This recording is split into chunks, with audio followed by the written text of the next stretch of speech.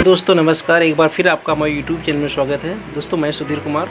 आज हम आपको टेंस के बारे में बताएंगे कि व्हाट इज़ टेंस और प्रेजेंट इंडेफिनिट टेंस को कवर करेंगे इसमें। तो चलिए वीडियो को शुरू करते हैं। दोस्तों, वीडियो शुरू करने से पहले हम आपसे रिक्वेस्ट करना चाहेंगे, जिन दोस्तों ने अभी तक हमारे चैनल को सब्सक्राइब नहीं किया है, please subscribe my channel and press the bell icon, ताकि आपको समय समय पर नोटिफिकेशन मिलते रहे जब भी हमारी वीडियो अपलोड किए जाए। ओके दोस्तों, तो चलिए देखते हैं कि टेंस क्या है। Tense plays a crucial role in the English language. It denotes time and action take place whether some time in the past, in the present और will take some time in the future. तो tense से हमें क्या जानकारी प्राप्त होती है? Tense ये होती है कि हमारा कार्य किस समय में हो रहा है। ओके, टेंस से हमें यह जानकारी मिलती है कि हमारा कार्य किस समय में हो रहा है, प्रेजेंट में हो रहा है कि पास्ट में हो रहा है कि फ्यूचर में हो रहा है। ओके, यहाँ पे टाइम एंड एक्शन की बात होती है। तो आपका कार्य किस समय में हो रहा है, यह हमें टेंस बताता है। तो चलिए देखते हैं कि how many kinds of tense. Tense के कितने प्रकार होते हैं? There are 3 kinds of tense.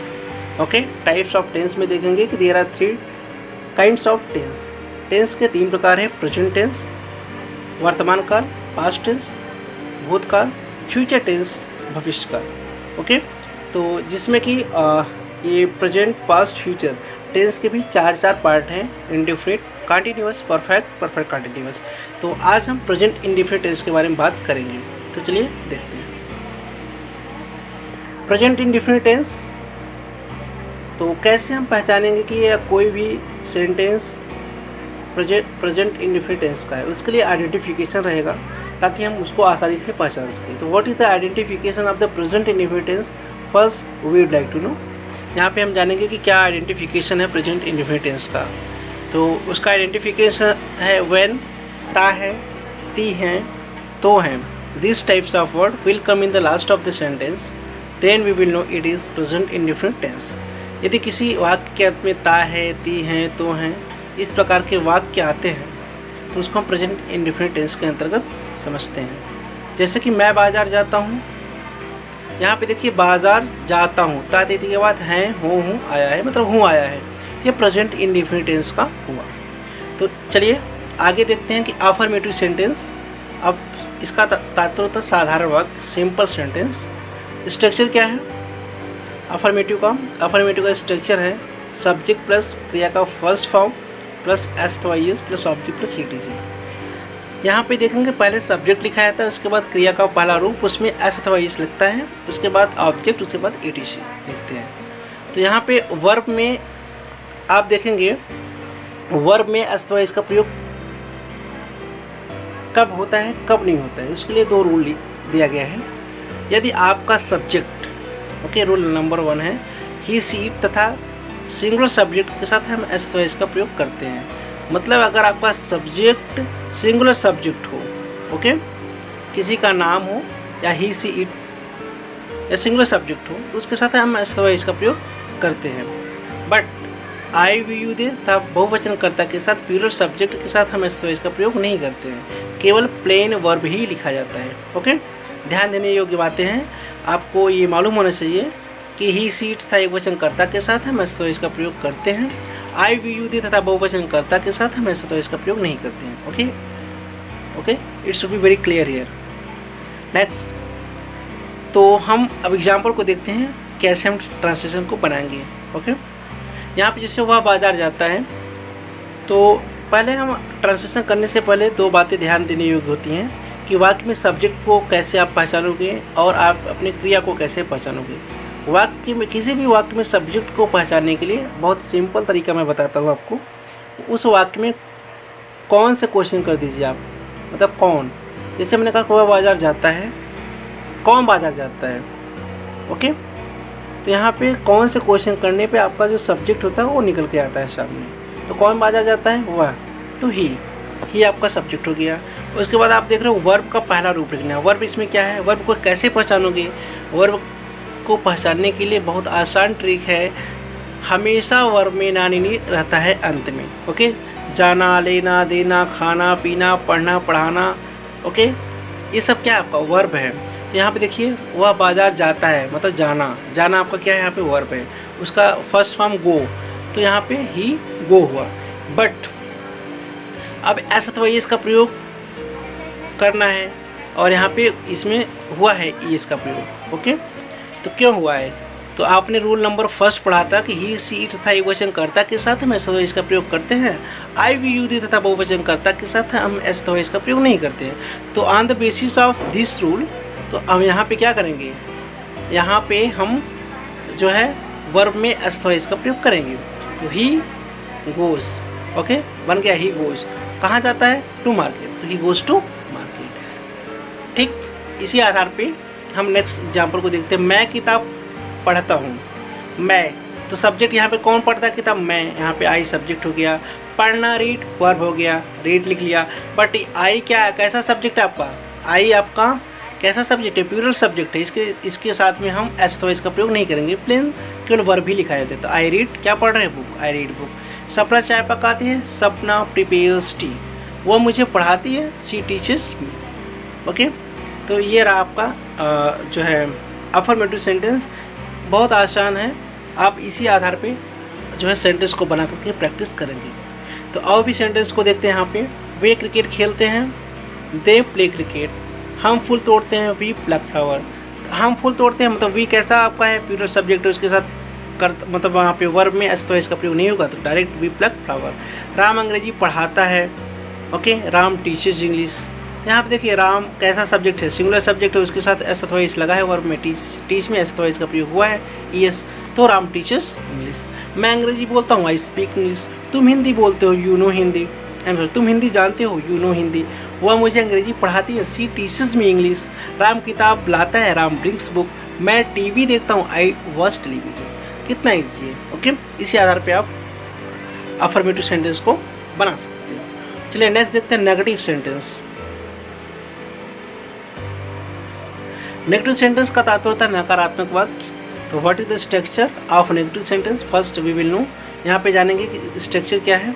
Structure में सबसे पहले सब्जेक्ट लिखते हैं, उसके बाद डू डज प्लस नॉट, मतलब do not plus does not का प्रयोग करते हैं। उसके बाद क्रिया का first form plus object plus ETC लिखते हैं। तो इसमें ध्यान देने योग्य है कि डू नॉट का प्रयोग और डज नॉट का प्रयोग हम कहाँ करते हैं। This is very important here, okay. तो ही सी इट तथा एक वचन कर्ता के साथ हम किसका प्रयोग करते हैं? डज नॉट का प्रयोग करते हैं। Rule number first, he see it तथा सिंगुलर सब्जेक्ट के साथ किसी के नाम के साथ हम डज नॉट का प्रयोग करेंगे। आई वी यू दे तथा प्लूरल सब्जेक्ट बहुवचन कर्ता के साथ हम डू नॉट का प्रयोग करेंगे, okay. This is rule number 2।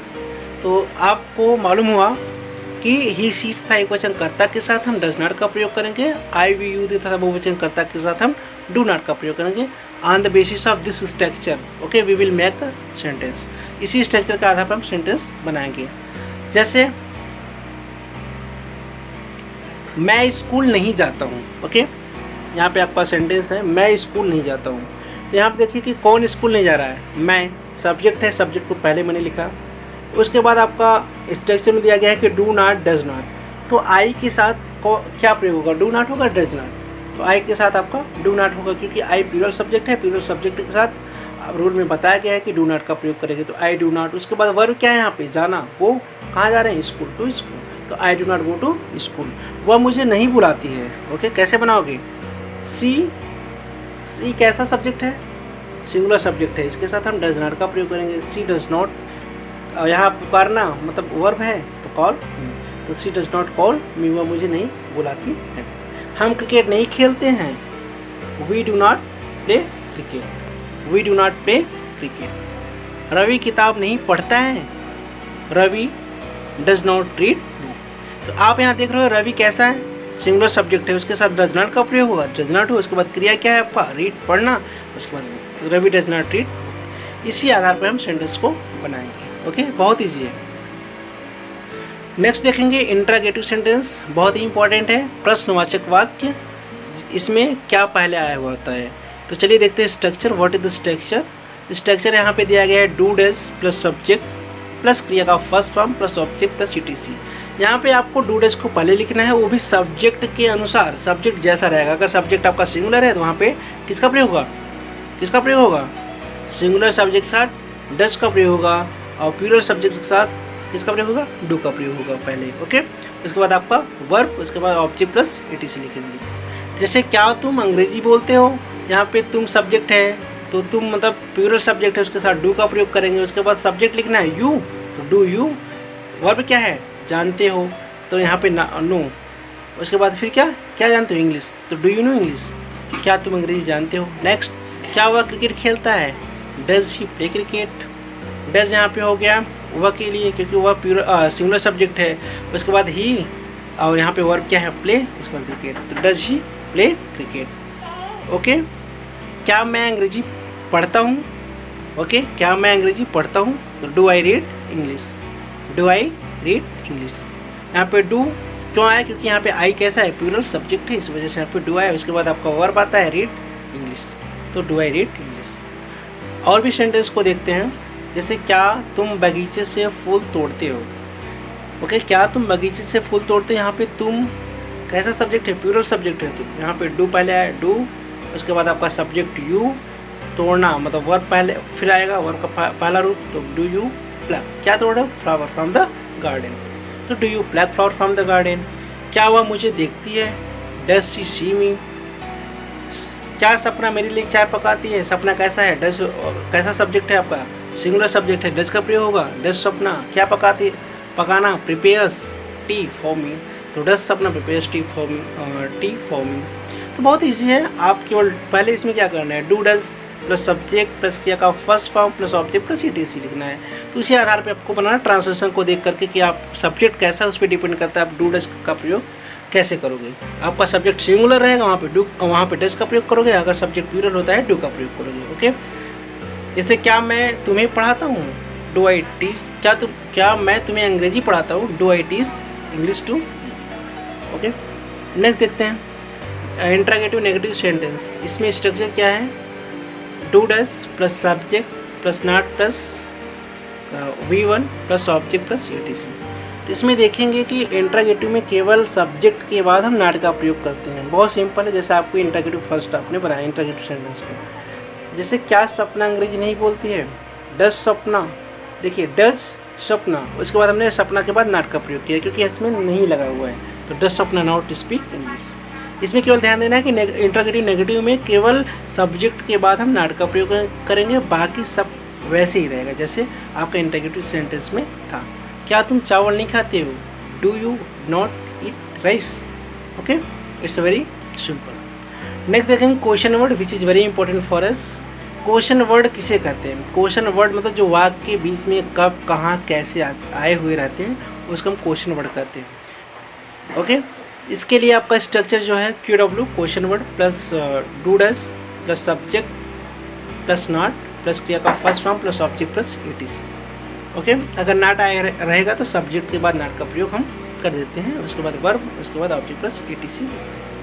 जैसे तुम स्कूल क्यों जाते हो, तो QW को पहले लिखना है, तो QW मतलब क्यों, कब कहाँ कैसे, वाक्य में जब आता है क्यों कब कहाँ कैसे तो उसको हम पहले लिखते हैं, तो QW मतलब यहाँ पे क्यों, यहाँ पे इसका तात्पर्य हो जाएगा वाई। उसके बाद यहाँ पे सब्जेक्ट क्या है, तुम, तो पहले तो डू डज लिखना है, लेकिन आपको सब्जेक्ट के आधार पे लिखना होगा ना, सब्जेक्ट यहाँ पे तुम है, उसके आधार पे डू लिखेंगे यहाँ पे, क्योंकि यू के साथ डू का प्रयोग होता है, तो वाई डू, उसके बाद सब्जेक्ट क्या है यू, तो वाई डू यू। उसके बाद वर्ब क्या है, इसमें नॉट का प्रयोग तो है नहीं, तो नॉट नहीं लिखेंगे इसमें, तो यहाँ पे do you go to school. तो यहाँ पे आपने देखा कि आपने क्वेश्चन वर्ड को पहले लिखा, फिर डू डज लिखा, उसके बाद सब्जेक्ट लिखा, फिर not plus verb plus object plus etc. जैसे वह मुझे क्यों पढ़ाती है, तो वाई मतलब क्यों, क्वेश्चन वर्ड को लिख दिया। उसके बाद वह है सब्जेक्ट, उस आधार पे हमने देखा यहाँ पे जो सब्जेक्ट आएगा, जो आपका यहाँ पे डू डज में से यहाँ पे जो आपका हेल्पिंग और सहायक क्रिया आएगी, यहाँ पे डज आएगा, तो वाई डज, उसके बाद सी टीच मी, तो why does she teach me. और भी एग्जाम्पल को देखते हैं, तुम मुझसे अंग्रेजी क्यों नहीं बोलते, यहाँ पे नेगेटिव आ गया है, तो वहाँ पे हम केवल सब्जेक्ट के बाद नॉट का प्रयोग करेंगे। Okay, very simple. तो why do you not talk to me, तो यहाँ पे क्वेश्चन वर्ड को पहले लिख दिया वाई, उसके बाद आपका यू के अनुसार आपका डू का प्रयोग हो रहा है, क्योंकि यू आपका प्लूरल सब्जेक्ट है इसलिए do, Y do you not, क्योंकि इसमें नहीं है नॉट टॉक टू मी। तो तुम मुझसे तुम मुझसे अंग्रेजी क्यों नहीं बोलते हो, तो why do you not, I am sorry, यहाँ पे थोड़ा मिस्टेक हो गया है कि तुम मुझसे अंग्रेजी क्यों नहीं बोलते हो, तो मैंने टॉक करने यहाँ पे लगा दिया है, तो why do you not speak English with me होना चाहिए। ओके, तो ये there is a problem. Okay, let's next sentence देखते हैं। इसमें थोड़ा सा मिस यहाँ पे राइट हो गया है।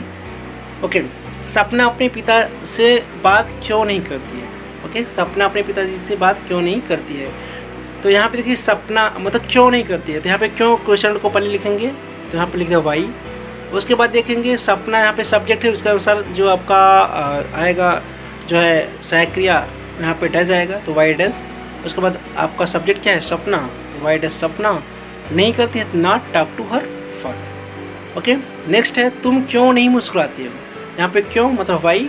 उसके बाद आपका डू डज में से यहाँ पे डू आया है क्योंकि आपका सब्जेक्ट क्या है, प्लूरल है, तो यू है, इसलिए वाई डू यू, और उसके बाद नॉट स्माइल। ओके, तुम स्कूल क्यों नहीं जाते हो, तो यहाँ पे क्वेश्चन वर्ड में वाई देखेंगे। उसके बाद फिर आपका सहायक क्रिया यहाँ पे डू लग रहा है। उसके बाद आपका सब्जेक्ट यू, उसके बाद नॉट गो टू स्कूल, तो why do you not go to school. तो आप कितना इजी है, केवल आप स्ट्रक्चर को ध्यान में रख करके सेंटेंस को बना सकते हो। आप सीखो और प्रैक्टिस करो, that you will be able to make such translation. Okay, तो ये आज का मेरा सेशन रहा। प्रेजेंट इंडेफिनिट टेंस कंप्लीट हुआ। हम फिर प्रेजेंट कंटिन्यूअस टेंस को लेकर के जल्दी से आएंगे दोस्तों। तब तक के लिए हंसते रहिए, मुस्कुराते रहिए। नमस्कार।